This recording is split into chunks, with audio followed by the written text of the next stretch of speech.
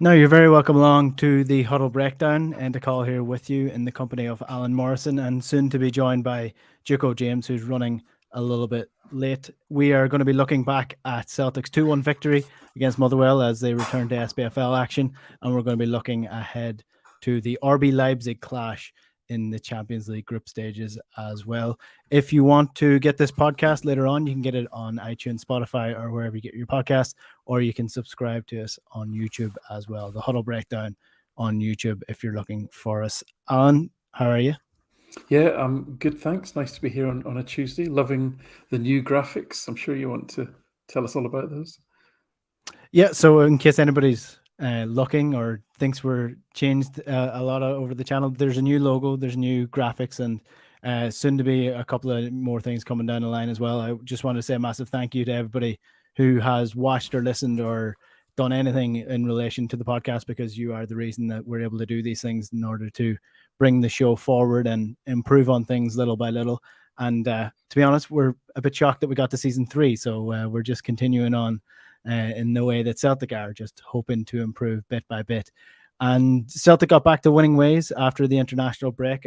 Lost to St. Mirren going into the international break was not ideal, but they got back to winning ways. 2-1 against Motherwell, Kyogo and Hatate getting the goals there, and a bit of a mix-up between Juranovic and Joe Hart, causing a goal to go in the other end in favour of Motherwell. Alan, the reaction to this game is very interesting and very Celtic, if you want to put it that way. It wasn't a performance that Celtic put in that blew away the Motherwell team. But if you look at the actual underlying metrics here in terms of even just the possession, the XG, the shots, the chances created, Celtic in comparison to Motherwell here, this was actually a very dominant Celtic display. Indeed, it was a strange dichotomy between how people seemed to feel in the stadium in terms of the frustration levels that were very evident when you were watching the game, and it came through loud and clear throughout the game. And then, the fact that it was a 2-1 win, it seemed quite narrow. And then the reaction versus, as you say, the underlying metrics, and none of it kind of makes a lot of sense in many ways, because even the underlying metrics are a little bit strange. I'm hoping when James comes on, I mean, he's my go-to person in terms of sort of challenging some of these XG models. But if you look across the XG models, there's quite a discrepancy. But all of the sort of, let's call it the commercial producers, all had Celtic between 3.2 and 3.8, and 3.8 was actually StatsBomb that James always says is, I'm not going to say the best, but it's the one that caters for the most variables. Let's put it that way. Mm-hmm. Whereas Motherwell were all around about sort of 0.3, 0.2, that sort of thing. I actually, with my sort of analog XG model, had it just below 3 and them just below 0.5. And I think mine is the best reflection of the game, to be honest with you. But yeah, they all average out about 3.4 to 0.35. And if I watched that game, I didn't feel that it looked like that was a 3.5 XG game for Celtic by any stretch. Definitely the better team. Definitely should have won. But the underlying metrics seem to be quite odd, and I'd be interested in James's view as to why that is. Yeah, well, like this is where I don't know if what you want to call it, the argument or the key difference between fans who watch the game and don't really care about stats or don't really care about metrics, and the fans who maybe might not catch the game live and will look at the underlying data first before they go watch the game, because there's no way that I came away from that game thinking that was a good performance from Celtic. Yet all of the underlying data says that it was. And I'm interested to get your thoughts of why it felt that way. For me, it wasn't that it was a sloppy match for Celtic. It wasn't that they didn't particularly create many chances. For me, it just came down to the pace of the game and the crispness of the passing. Some of the movement just didn't seem to be there. And it just didn't seem like a textbook Celtic performance. If you're going to use a football cliche, you could say that Celtic seemed like they were in second gear the entire way through the game. Yeah, so listen, I like the word used, sloppy. That's exactly what I wrote in my sort of the commentary that I kind of keep my own little notes as I'm watching the game, and sloppiness and imprecision and actually a little bit of nervousness, I think. And if you think about it, this is a team that's had a long unbeaten league run suddenly come to a shuddering halt in quite spectacular fashion at St Mirren. On top of some difficult European games. I mean, the Real Madrid game, for all the first 50, 55 minutes were excellent. It was actually quite stark how much more streetwise, how better Real Madrid were in terms of their game management and the way that they eventually imposed themselves, and that was probably a bit of a shock to the system. And then, thirdly, to sort of have that disappointment of not leaving Warsaw with 3 points. So I think this is, what is still a young team who suddenly had a bit of a few setbacks, and there's a little bit of nervousness there, and that's all I can really put it down to, and that's what seemed to come through. Now there is another factor which maybe we can touch on in more detail later, which is that not to go so far as to say that teams have worked out how to play Celtic, but I was just looking at some of the team level metrics before we came on air, and it looks to me as if some teams are adjusting the way they play very specifically to match or to try and I mean, Celtic scored like 4 goals a game in the first what was it 6 league games, right? And teams are going to look at that and think, right, well, how are we going to stop that? We don't want to get beat 4-0, 5-0, 6-0, 9-0, right? So there's a lot of that, I think, going on as well. I think Motherwell, for example, their approach was different to St Mirren. They were kind of a medium to low block, but what they did was essentially said to the 2 centre backs, you can have the ball. We're not going to press you. I mean, Van Veen's not his game anyway, but you can essentially have the ball, and then we'll just make sure that everybody else is really tightly marked. And that came across to people as if, oh, it's really frustrating. Jens and Welsh are holding on to the ball too long. Their passing's no good, and all this sort of thing. When actually the responsibility and the burden of progressing the ball into the final third almost fell exclusively to these two players.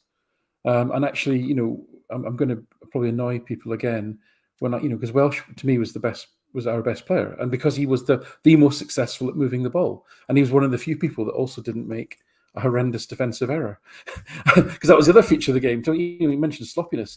I mean, I logged up seven defensive errors, which is a lot for us.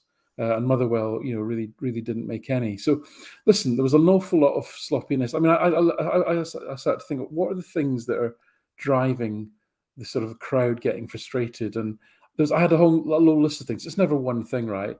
I think there was probably a little bit. Let's be honest about it. We started the day thinking that perhaps the Rangers might drop points at Hearts, and that didn't happen. In fact, quite spectacularly didn't happen. So there's a little bit of a sort of wishful thinking there that didn't quite come to fruition. Then you've got the own goal, which everyone sort of is in howls of derision at, and it makes you lose confidence a little bit in players that you're considered two your most experienced international players, and Hart and Juranovic. Then the second half started really badly, very sloppy. Then you had obviously the John Beaton factor. I mean, I don't need to say any more about that. He was horrendous in terms of continually allowing late challenges to go unpunished.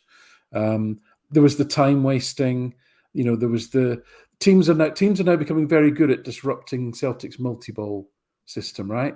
They're deliberately getting the ball, throwing another ball on the pitch. There's always 2 balls on the pitch. They're deliberately ignoring the ball, the little ball boys and girls, and wandering off to get the ball when there's one right in front of them. Oh, and listen, why wouldn't you? Because that's Celtic try and use that to their advantage. But this is now becoming a feature, right? And it's going to frustrate the crowd as well.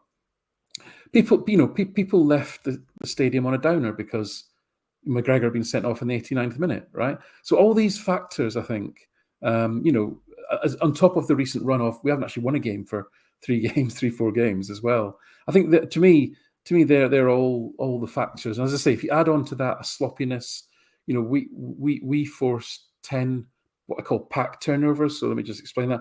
So it's a new thing that I'm tracking this year. So if you give the ball away, and therefore by giving the ball away, some of your teammates are in front of the ball. That's the same as packing essentially. So that's a turnover against you, and you lose points for that. If you like, similarly, if you intercept the ball and their players are in front of the ball, then that's that you've forced a turnover. So we forced 10 turnovers, but they forced 16. So we were kind of on the wrong end. So it just looked like a really bad, sloppy performance. I mean, Hitate's at the end that forced the sending off, being the worst of them, where he literally took out the whole team apart from Welsh by passing the ball back. Every single Celtic player was then behind the ball, apart from Stephen Welsh. So I think these are all the factors that I could sort of think of as to why there was audible and visible frustration on the field. But what I think was really, really unfortunate and unfair was that a lot of it seemed to manifest on the two centre-backs who, as I say, were forced to carry the creative burden because of the way Motherwell set up.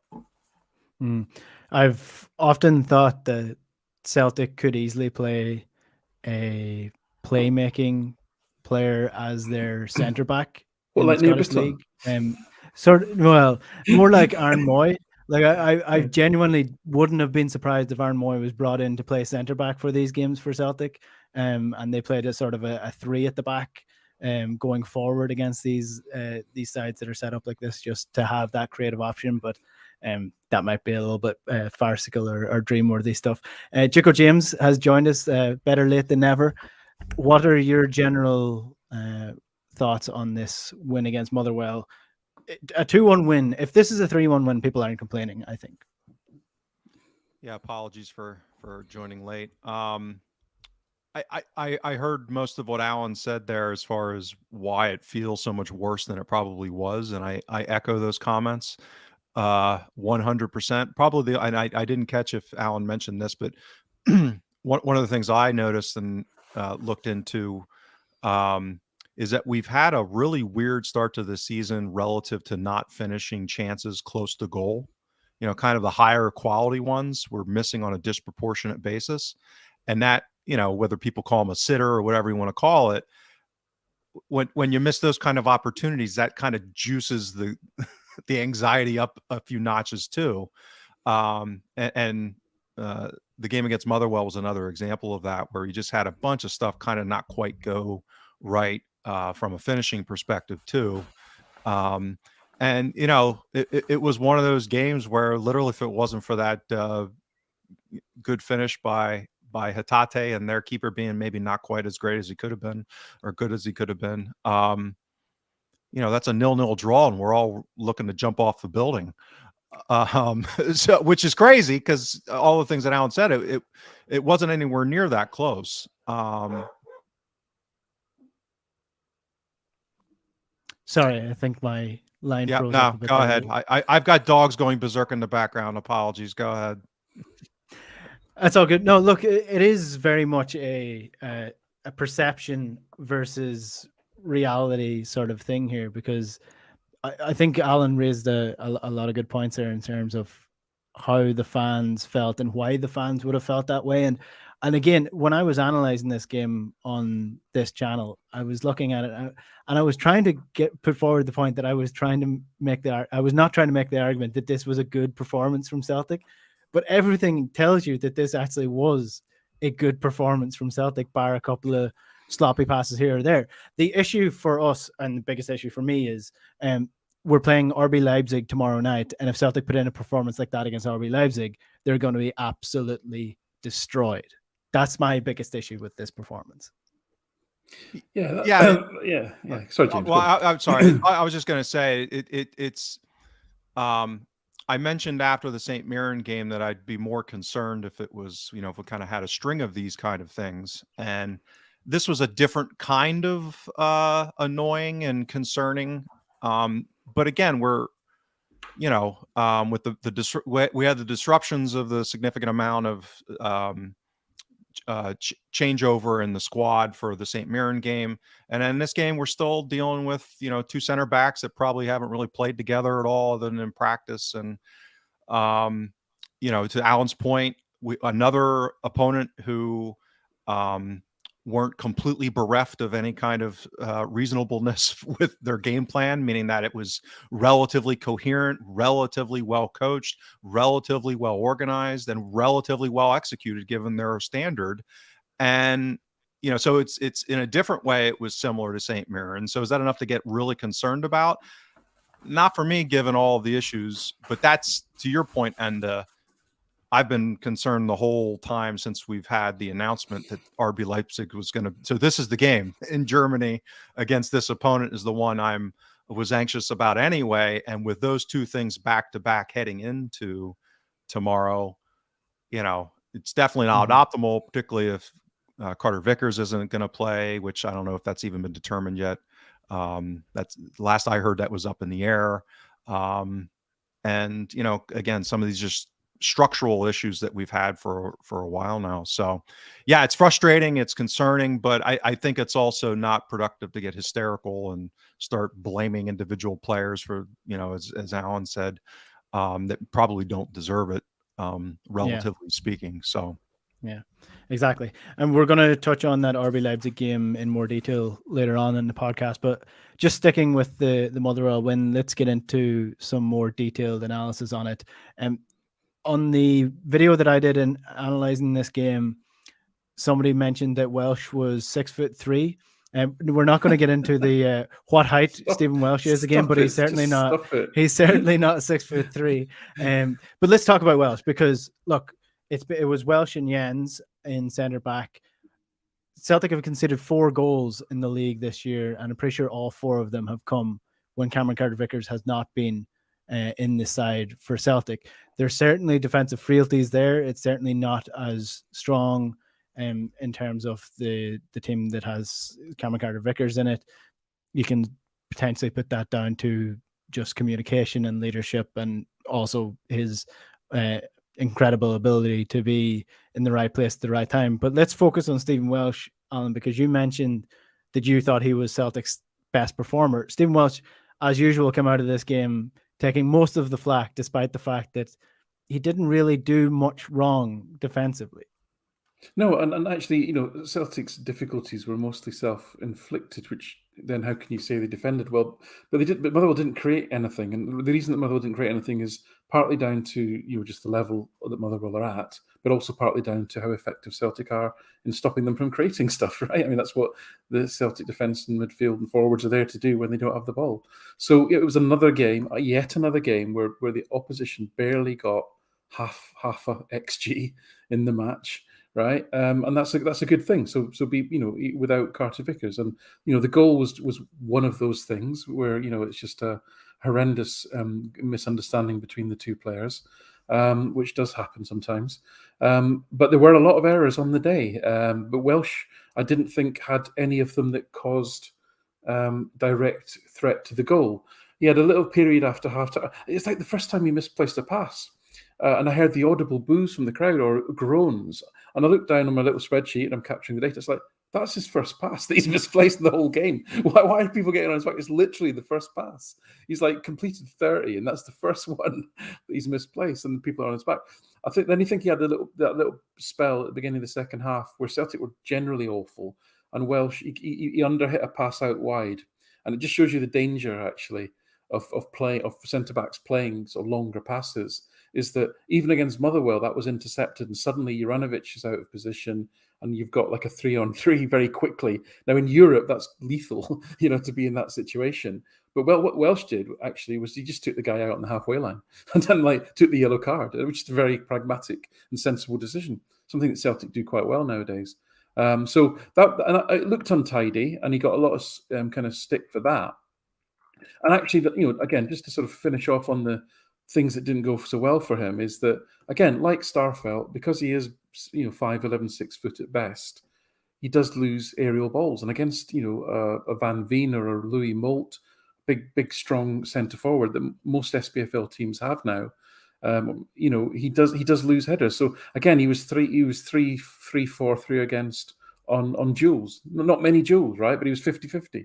Again, you're looking to be sort of 80% really on those. So so I think maybe that had a negative effect. But if you look at he completed 98 passes. That was sort of first in the team. 94% completion rate, first in the team. He had 19 pack passes, first in the team. He had the highest packing score for passing, 148, which was 100, which is nearly like 60 higher than anybody else. 19% of his passes actually took out opponents. He had eight progressive runs, which is 3 more than anybody else. So to me, he was the one player that was took on the burden of trying to get the ball progressed. And that was despite the fact that, and we'll come on to Matt O'Reilly in a minute, despite the fact that one of the main targets for progressing the ball was in my opinion, badly misused and unavailable to him, because that right hand side centre back to right sided number 8 is one of the most effective passes that Celtic play. Last season, that Carter Vickers to Rogic and Carter Vickers to O'Reilly pass was the signature pass. That if you look through the passing stats, that is the most common connection of all, and it gave Celtic a platform then to build the play. That pass wasn't available to Stephen Welsh until Turnbull came on, and then Turnbull, as soon as Turnbull came on and Abada, suddenly we completely opened them up on the right hand side, because Turnbull dropped into a number 8 position. And him and Abada and Juranovic were then able to get overloads against their 2 players that were defending that side. Something which hadn't happened for 65 minutes when Welsh was trying to find a pass in front of him that wasn't there. So, despite all that, he still had the best sort of passing stats. So that, to me, I thought it was really harsh the way that he was kind of treated, really. And I thought there were some structural issues that limited him and made him hesitant sometimes. As I say, in terms of just not having the options available to him in front of him that there were on the other side. I'll just follow up on that. And again, as Alan's been updating some of his data capture, I think particularly with what you're doing now with the turnovers and stuff, Alan, I've just noticed anecdotally that you're starting to correlate highly with what OBV suggests with things like pass and dribble and carry. So, for example, Stephen Welsh was the highest pass OBV for the game, right? And it was a decent bit above even Jota. Jota was second, but like 20% or 30% behind. And he was also highest in dribble and carry value for the game. So again, the idea of this OBV metric is to balance out good with the bad, to kind of net it out. So it captures errors, it captures misplaced passes and what that might do for helping the other team. For example, Hitate's unfortunate through ball, the best of the game maybe, that resulted in the red card would have hit his pass OBV, for example, or his error rate, so to speak. So yeah, I mean, I agree, and it's easy to kind of characterize performances qualitatively, and sometimes the numbers don't reflect in a great way. These things are not scientific. It's not a physics formula or something. But I think that the disparity in perception with what's going on with Welsh relative to Jens, and I think Jens's performance levels, which en masse have not been all that much different than Welsh. I mean, I wouldn't be crushing one or the other versus the other. You know what I mean? Like they're in the same neighborhood. If anything, probably tilted towards Welsh. And the narrative disparity between the two is just pretty amazing. And to me, it comes back to this whole issue of confirmation bias, which is people have an anchored bias against a player. And then every time something goes even mildly wrong or bad from that player, that's all they can see and feel, and or it distorts kind of how the impression of the player is just because of that underlying bias. So I suspect, James, sorry to cut in there, just to highlight that fact. So I don't want to sort of embarrass anyone in the comments, but somebody in the comments said that Welsh's 2 passes out of play were pub league standard, and that's to me that's classic sort of. You're forgetting the 94 passes he completed and focusing on 2 passes he didn't. Now, one of them did cost him a yellow card, and I accept that. And I've said that we can track that, and it hits on things like OBV, and it hits on things like turnover rate, and all that sort of stuff. So it's recognised, it's in there in the performance data, but in the other 89 and a half minutes, there was all this other stuff, and nearly all of it was good.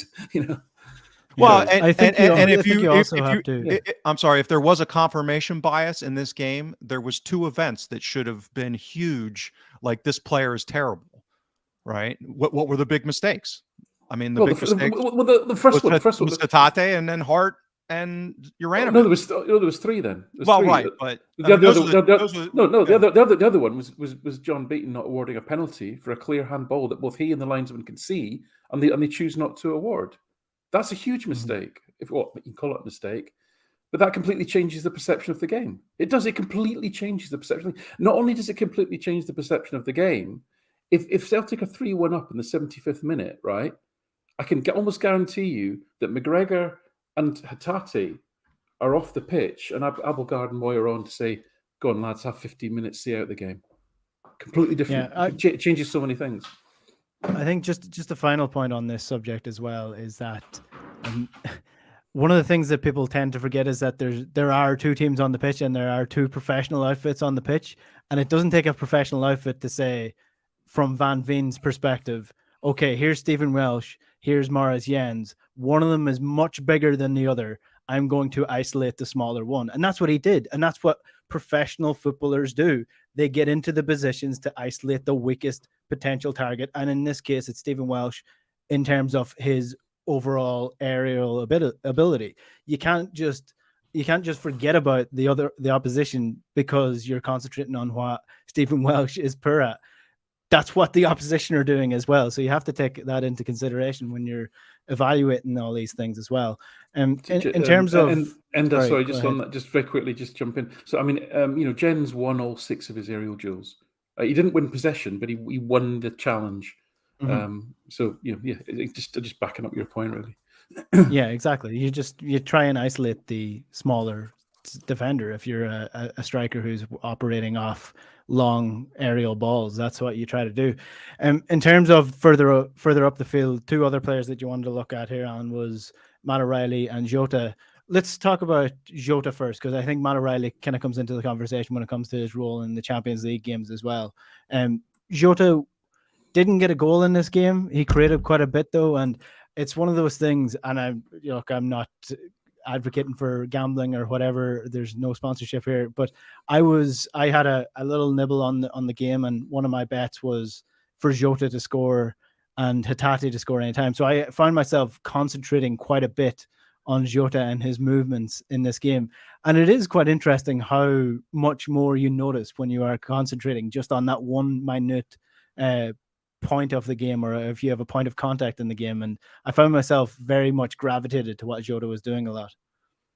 This wasn't the rent money, was it, Enda? This is what paid for the graphics, yeah.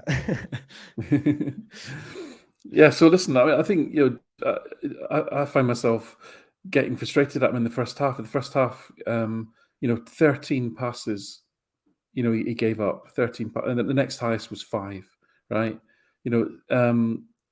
7 times he gave the ball away in the final third, which was 1 more than O'Reilly, who we'll come on to. He failed with 4 crosses, which was 3 more than anybody else. I think and yet he puts in the cross from which O'Reilly gets the header, from which Kyogo scores, and then he provides an assist for Hatate.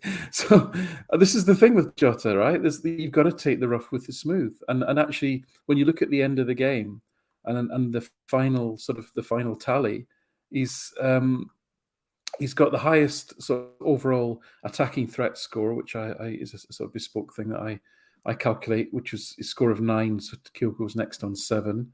He had the second highest total packing score after Welsh. He'd come off the pitch with an assist and a secondary assist. Expected scoring contribution of 0.61. He'd created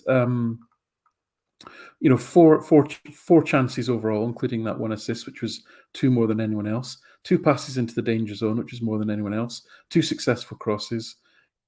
So Jota's worst is still better than anybody else, really, in terms of certainly in the Scottish League. So, and I was amazed at that, really, when I look back at the end, because my overriding feeling as I watched the game was one of intense frustration that thinking, what's wrong with him? Why is he playing like this? And it's like, actually, he's still been one of the most effective players, if not the most effective attacker. He was the most effective attacker on the pitch quite easily at the end of it. But I think it's just because, again, it's like James said, it depends which events you want to anchor your emotions to.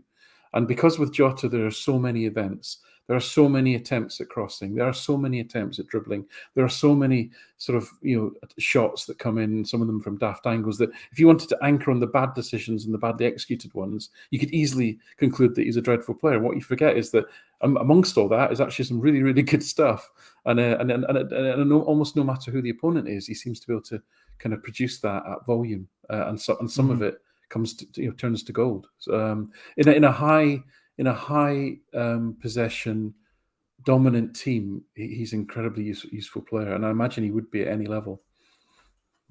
One thing that I noticed from it, which I found quite interesting, was himself and Maeda weren't switching wings as much as they normally do. He very much was anchored to the left-hand side of the pitch the entire game and didn't really move from that. I think once or twice he popped up on the right, but apart from that, he was playing left wing. Another thing that I noticed from his performance was that he actually looked bollocks by the end of the game. And again, this is me hyper focused on Jota as opposed to anybody else, because I knew he had to come off the pitch, but I wanted him to score. But these are the things that you notice. And he did look weirdly tired. Maybe it was because he was getting on the ball quite a bit. But I don't know, James, these are the things that you get with Jota. We mentioned this before when we were signing him. You're not getting a player who's going to be, absolutely flawless with his passing like Greg Taylor is at times. And he's a completely different player. He's a player who dribbles. He's a player who shoots. He's a player who tries things that others don't. And because of that, he's a very, very valuable player. But it can be frustrating to watch at times. Sort of like Aidan McGeady. And like Abada, I mean, we've talked about this. I think Abada is even a more severe case of the same phenomena. And I think that's also kind of why you have this manic depressive or bipolar relationship with wingers that fans oftentimes have, because they are a high risk, high reward kind of position. And depending on what the sequencing of that is and what a person's particular favorability of that player is or lack thereof, you can get into a lot of frustration or bliss at times, depending on how things are playing out. And I think on the dial, as far as they go, Jota's, because he's a volume player, as Alan said, he's so involved. Like Elyounoussi wasn't this involved in our attack. He was more, he was closer to like a Maeda, or even, somebody who's on the wing but isn't, like a heavy involvement in play. Almost like an inverted forward, whereas Jota's on the ball constantly taking people on, constantly trying things, and just by chance, certain games you're going to have a number of those that don't play out. The other thing, and to your point, you degenerate gambler, is that he normally doesn't play 90 minutes. We usually take the wingers off as a matter of substitutions, in that first, the shift change around 70 minutes. Usually it's the wingers that come off pretty early. So I don't think, and Alan, I don't know if you have that. I don't think he's finished too many games. I would slightly disagree. He's one of the few that pretty much always stays on.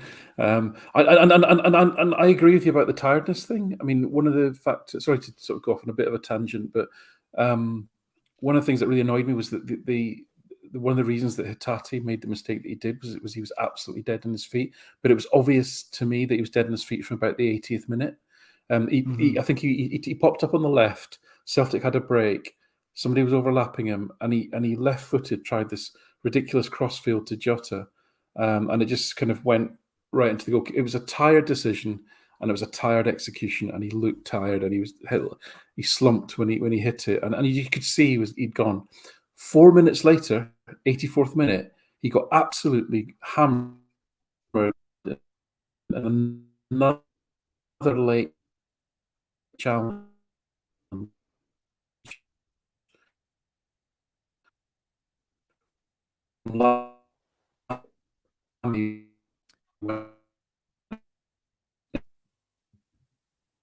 Is he freezing for you, Enda? Yes. Yeah. I wasn't sure. Alan, you're frozen up here. Yeah, so I think you're back there now, Alan. Oh, right. You're just a bit blurry. Yeah, he's still breaking up. I don't know Yeah, what happened there. Yeah, so what I was saying was, after he looked really tired, he then got a bad head knock, and then he still didn't get taken off, and then lo and behold, 3 minutes later, he gives the ball away, and McGregor gets sent off. So that, to me, that's on the manager. That one, I think he should have been off. So Jota normally I think plays.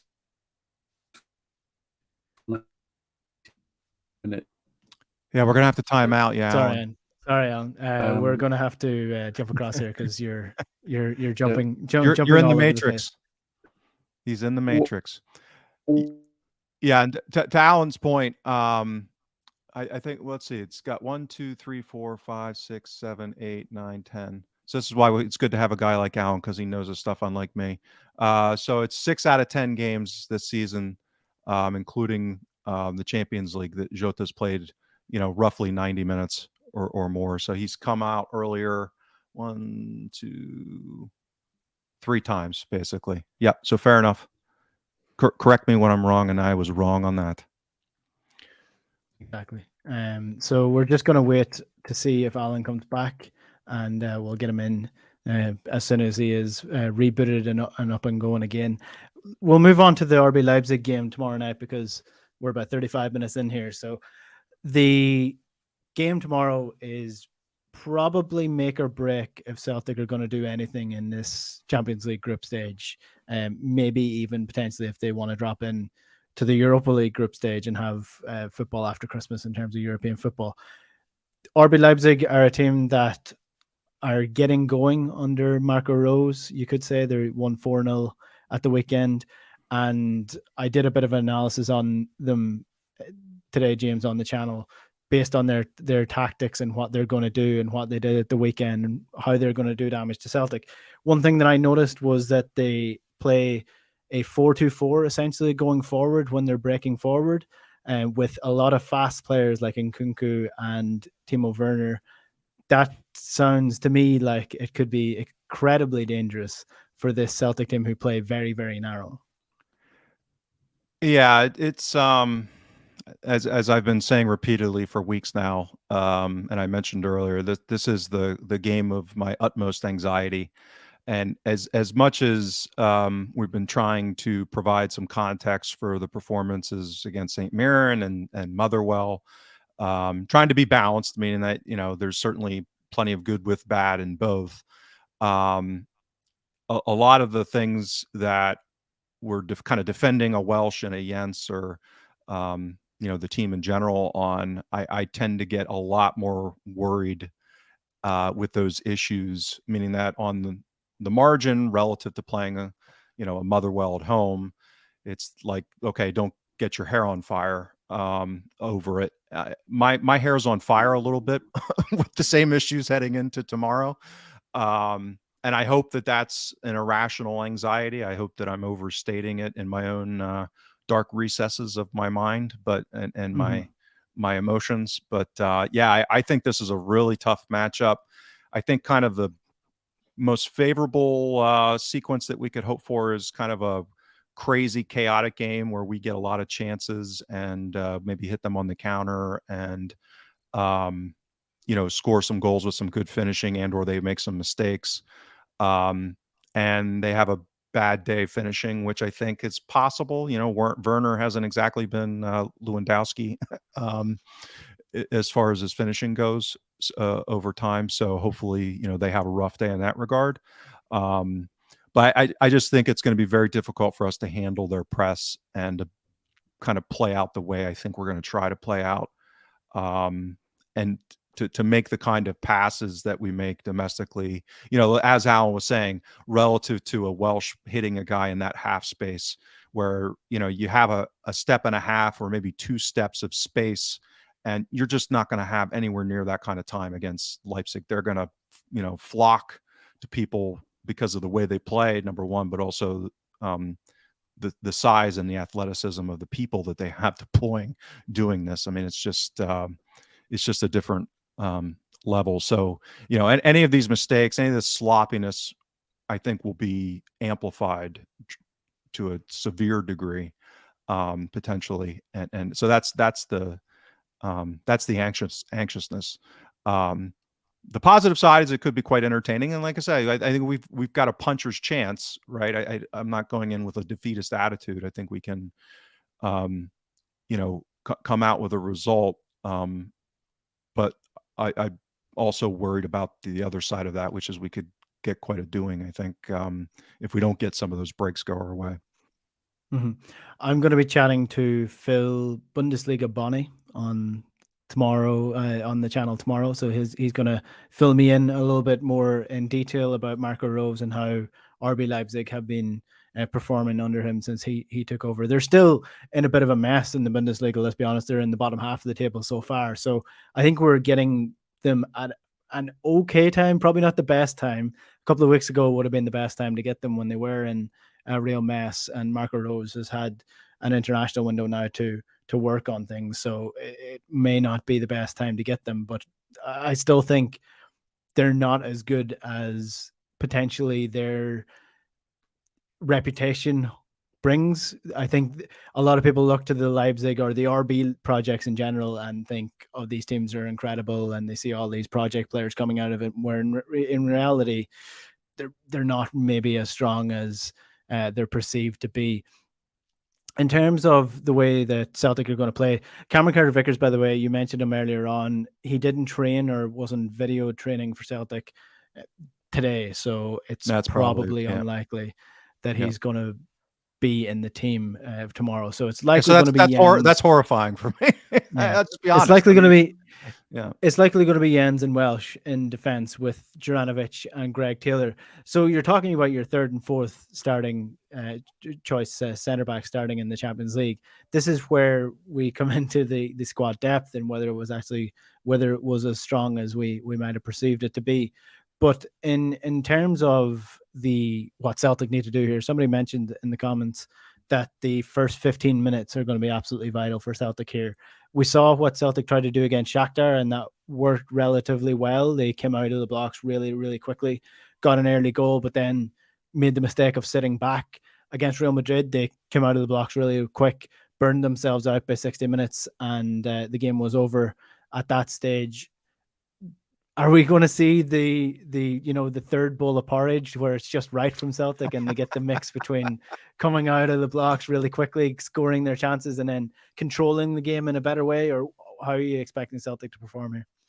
Well, I have to say, all that time in Italy with the sun, your hair does kind of look Goldilocks-ish. So you're a little blonder than normal. But yeah, I talk about one of the potential strategies for opposition at Celtic is kind of try the high press, try the ambush early. If you get that early goal, then you can kind of, sit back and maybe play on the counter and be more conservative. I doubt we're going to do that, but I could see that being a plausible game plan heading in against this opponent, because again, I think to your point, if we try to go toe to toe with these guys for the entire 90 minutes because again, this is not Real Madrid even. This I'm not saying about quality. I'm saying that the pace with which these guys play and the ferocity that they play, the potential for us getting tired even faster, I think, is not, a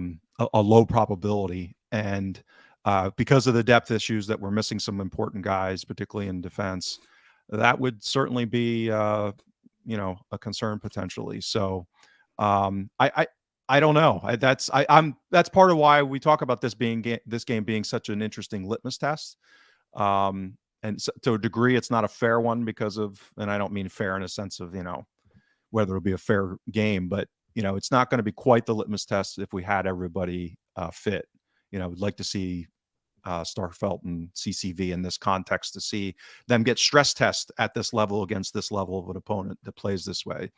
We're not going to get that. And I suspect, that'll be to our detriment because of the issues that we're going to confront. But yeah, I think it's going to be fascinating to see how we set up, how we decide to play. and whether or not some of these tweaks that we've talked about relative to pressing and leaving space, that kind of thing is adjusted more intensely in this game. And I think that could segue into what Alan wanted to talk about if he's out of the matrix relative to O'Reilly's utilization as well. But so yeah. Yeah, well, I was going to say, for anybody who is listening to the podcast only, they won't know what I'm talking about here. But for anybody who's watching the YouTube stream, it looked like it was one of those sort of protecting his identity in case somebody is after him in terms of Alan's line there. I think we might have him back though. Alan, you're hearing us all right there? I think I'm hearing you fine. Yes, sorry about that. It's my issues, my end. I think just general. I don't know. It seems to happen on a cloudy, rainy day like today. It just seems to be crap. So I'll use the Ethernet cable next time. That's all good. So we were just getting on to the topic of Matt O'Reilly. So you wanted to mention him in the context of the Motherwell game.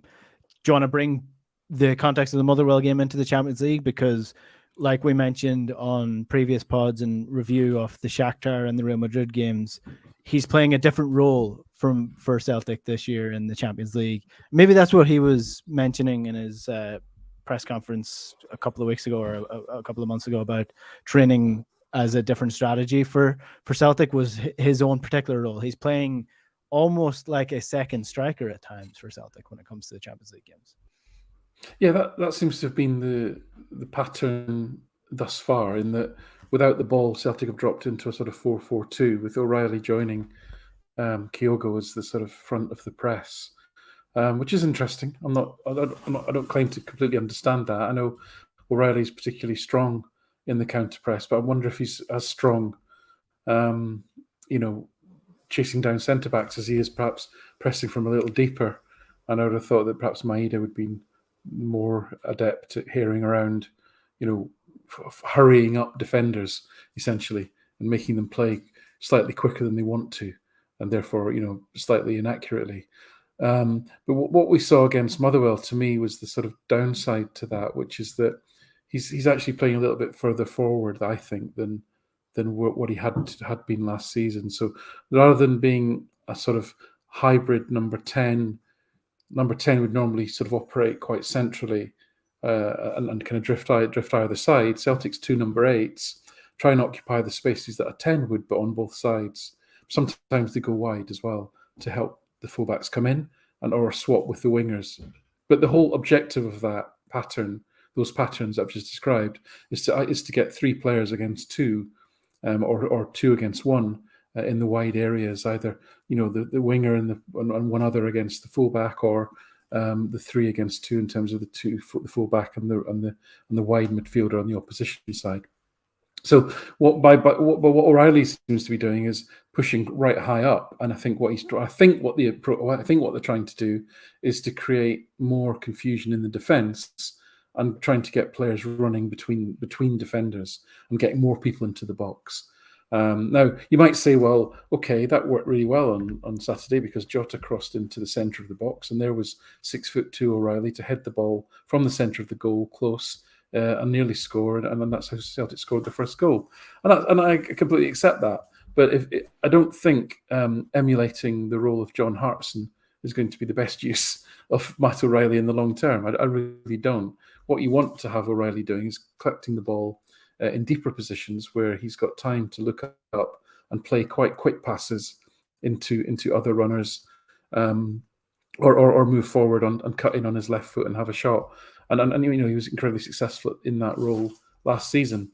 What we saw against Motherwell, as I mentioned before, or whether it was cut out or not, I don't know, is that one of the problems that Welsh had was that he had nobody in that half space between in the pitch and between the fullbacks and the centre backs, where O'Reilly would normally have been last season to pick out with that pass. That and we saw a number of times, 3 or 4 times in the first half, O'Reilly receiving the ball on the edge of the box and then immediately giving it away, because he's not used to A, playing with his back to goal, and B, having defenders right on him as soon as he connects with it. By operating in those half space and receiving the ball on the turn, you're giving your creative players the space and the time to then do something with that, and then start involving other players. But on the other side, the other downside to it in terms of blunting Celtic's attack, as I say, it means that we don't get these overloads. So I mean, the classic example would be Hatate's second goal in the derby in February, where we worked that overload perfectly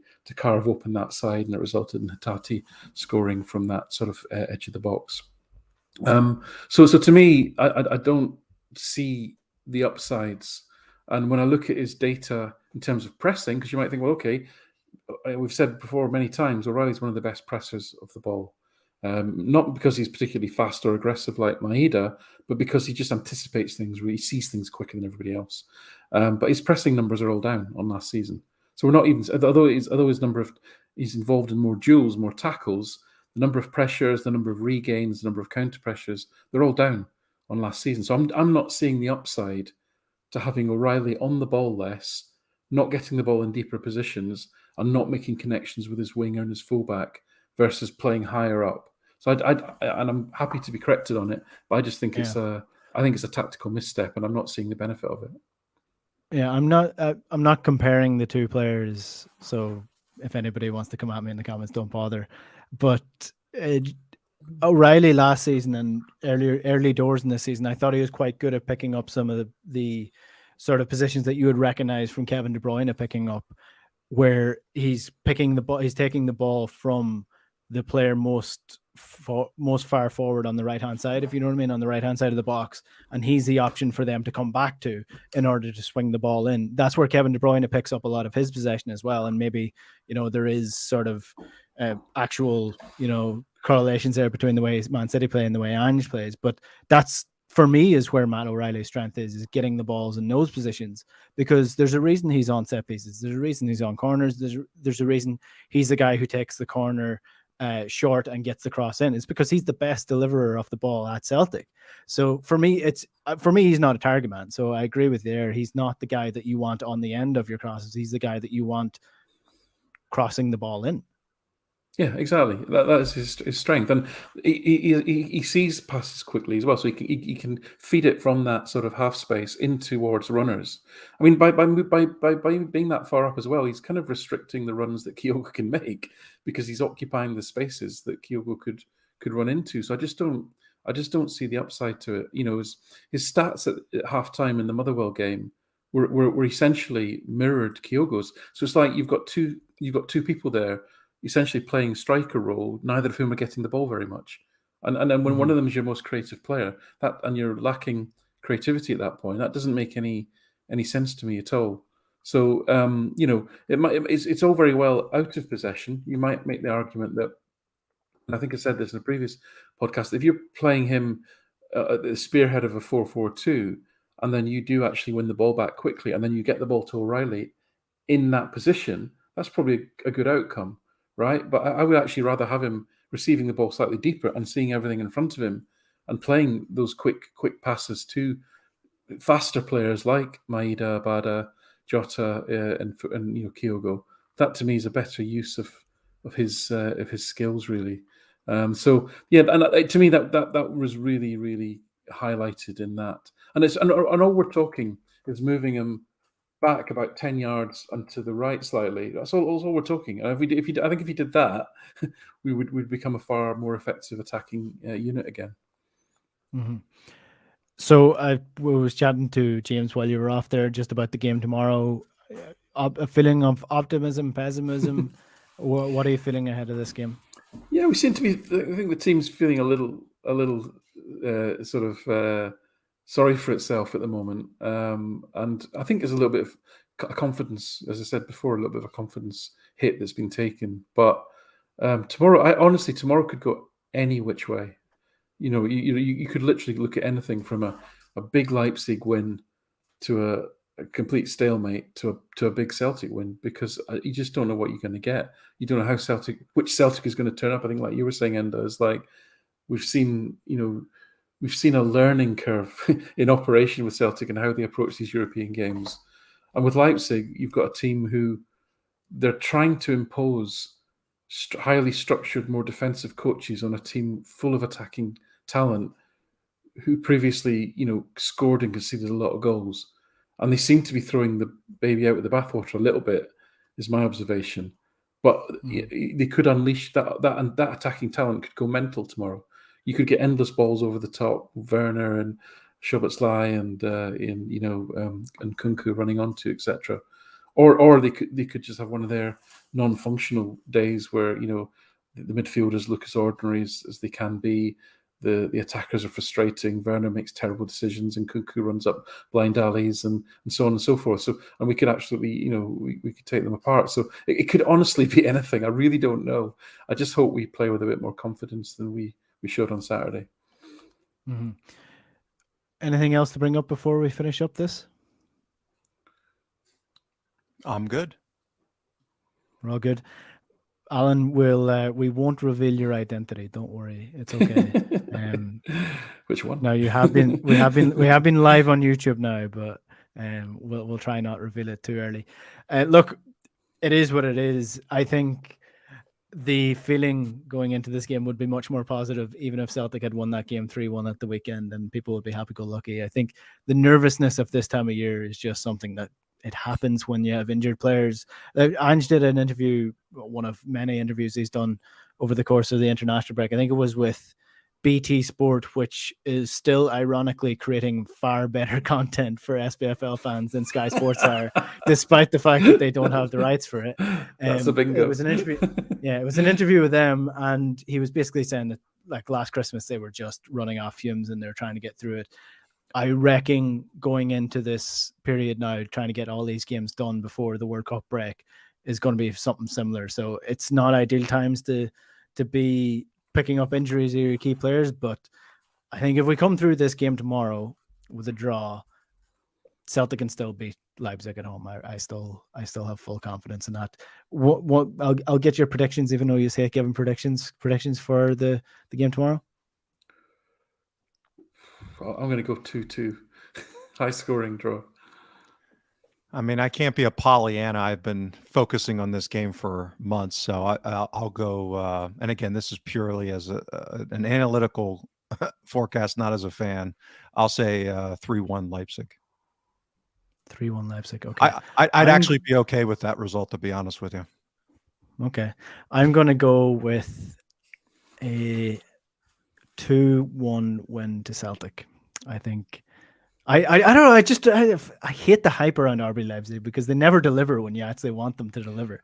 And so I think we have beaten them before. It's not there's definitely no fear factor for me going into this game. We've beaten a better version of this team before. Yeah, let's be honest.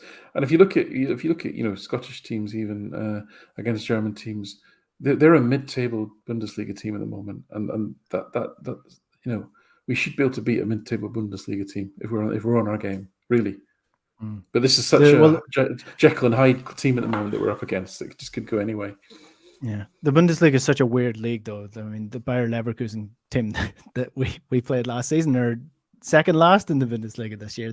It's just such a up and down league that you can't really judge a team from year on year. You have to go on what they're currently doing, and what RB Leipzig are currently doing isn't really striking fear into me ahead of tomorrow night. But we'll find out. We'll wait and see, and we'll analyze this game later on in the week as well. Like I mentioned, Phil Bundesliga Bonnie will be on the channel tomorrow as we look at this game more in depth. I'm delighted to have him on just for that name. So that'll be on the channel hopefully tomorrow around 12 o'clock, midday, 1 o'clock latest.